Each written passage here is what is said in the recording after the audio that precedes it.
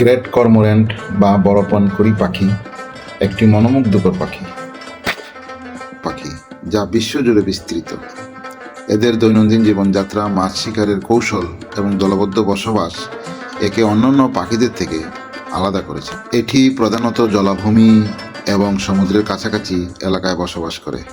এরা জলের গভীরে ডুব দিয়ে শিকার ধরে এবং এদের পালক এই কাজে সাহায্য করে। এদের ওজনের চেয়ে বেশি মাপের বড় মাছও তারা ধরতে পারে। তারপর তারা তাদের ওজনের চেয়ে বেশি খাদ্য গ্রহণ করতে পারে, যা এদের জীবনচক্রের ঝুঁকিও তৈরি করে।